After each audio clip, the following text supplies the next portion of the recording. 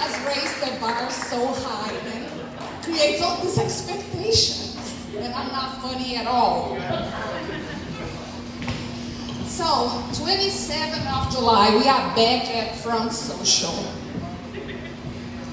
Like the light is on my eyes, but I was sitting there, I saw this table. People are looking beautiful. So am I. Now, do you know why? It's not easy to be here. It's so hard. You never know, like how the crowd is going to react to you, right? You might die laughing at me. You might give a little giggles. You might not find me funny at all. So I think, okay, if I can make you laugh, at least I look good. That is my thought. So how many of you have not been to Brazil here? Clap your hands because you know, I have accent, I cannot count in English. I just can't see your hands like this. It's quite a few actually. It's your luck night tonight. I brought a little bit of Brazil to you, okay? And when we talk about Brazil, we immediately think about the Brazilian women, right? We have a reputation for being beautiful, sexy, curvy, not carvy, but curvy. Victoria's Secret model. Look at this. I'm the secret. 10 minutes for free. Enjoy the view. We'll take a picture. Okay? One more. Photo shoot. Okay. So, who was not born in the United States have always dreamed of immigrating here, right? We look in the hole in the fence and we pass our feet 1 foot only on the soil. We are not leaving. It doesn't matter what you guys think, we are staying. It's no different with me, right? I met my husband, American, in Brazil. I dated him there. I married him there. I lived with him there. But when he realized he was not going to adapt, he decided to come back, put me in a box, and brought me with him. Here I am. I put my feet here. I said, no, leave it. I'm staying. But why do we want to come here, right? The country is not only beautiful, but it's rich, right? So John would drive me around to see my new lifestyle. You guys have garage. I was amazed. But the car is in the driveway. The garage is full with stuff. I was like, that's my life. I can buy. I will shop. I'll fill the garage with everything I can. Even if I don't need it, I'll put it there. But besides that, what else is so attractive here in the United States? Everything works, right? No red tape. Let's talk about the police, for example. I know the United States are having a few problems with the police, but I'm not here to be political. I am here to entertain you. So why don't we talk about those handsome, young, in-shape police officers in the blue uniform? I have a thing for blue uniform. Not just the uniform. It has to be blue. So you dial 911, poof. Like gin in a bottle, or dream of gin, they show up. So it is a good way for me as a married woman, actually it's this heavy, to look at a handsome man without being passing a judgment, right? Where are my fellow women here? There is none. For God's sake, guys, did you die? Got married, got dead. So I never pass an opportunity to call the police.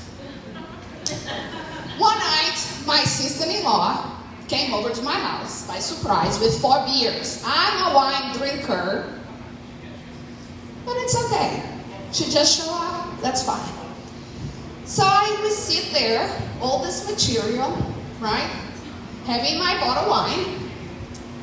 And when I finished, I said to my husband, I'm going upstairs, get another bottle of wine. And he's like, no, because you're already tipsy and I don't want you to get drunk. Well, my sister-in-law is there, right? I'm not going to make a scene in front of my laws. It's enough that I'm already a foreigner, right? So I say, okay, that's fine, love. I'm not going upstairs. You guys have to agree with me, right? In-laws are great. Extension of your family. I'm sure you love them very much.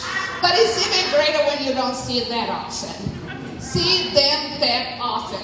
I ate them. You can see them in special occasions, right? Birthdays, Mother's Days, Father's Days, Thanksgiving, Christmas, New Year's. New Year's I don't like it because I like to start with a good note. So there I go. I sit there. I have one beer, and I have a second beer because it was there.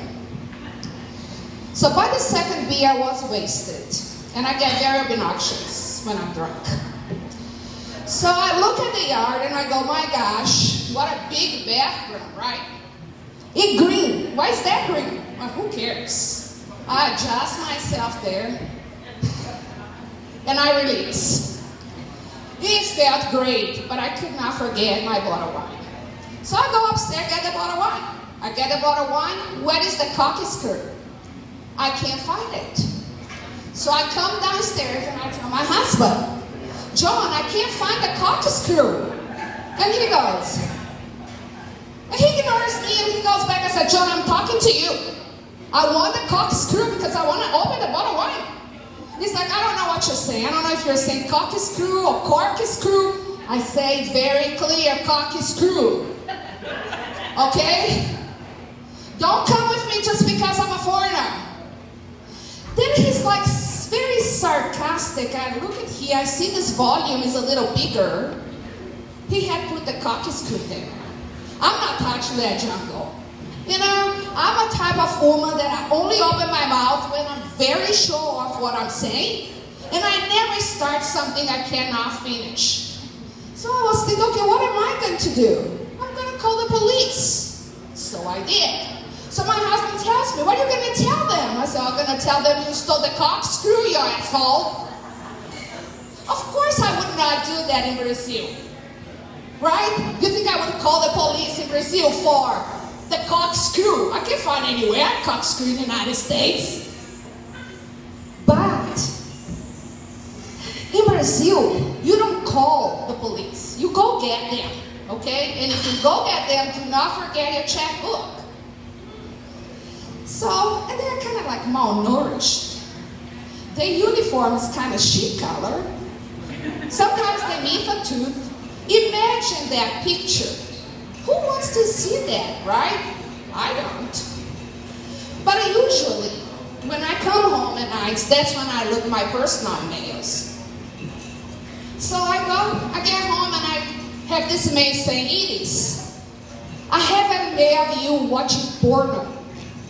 And I must tell you, you have a very good taste. Look at me. He didn't need to say that. But then he says also, or she, whatever, send me that email. If you don't send me a few dollars, I'm going to release the video to your employer and your friends in Facebook and Instagram. And put half of my password in the middle of the email. I was terrified. Okay, because any reason is a reason to send me back. And of course, all this material does not want to go back. So, there I am crying, and I decide to call the police. So they send the sheriff over, my husband come upstairs. So pay attention to this. I call the police few minutes after my husband come upstairs. I'm sitting there, I hear someone knocking at the door, I go downstairs to open the door. There is all these Playboy magazines on the sofa. He took it out for sale. Well, I go, that's it. Now I am going to be sent back to Brazil, right? They're going to think I'm a pornographer. I make porno movies in my house and selling the videos. And I know you guys are dying to ask me if I was watching the porno movies or no. No, I was not. Not since I made my last one. But where are your boundaries, guys? You don't ask those kind of things, and I don't have to mention. This Victoria's Secret material has to be useful for something. At least a porno movie. Well, long story short, everything was clarified, and as you can see, I am here on the stage. This should be enough comedy for you. But this is the land of opportunity, okay? Here am I as proof of this. When you heard my accent, you're like, oh, this one is crazy. I might be. But thank you for listening, and I hope you have a good night. My name is Edith, and enjoy the show.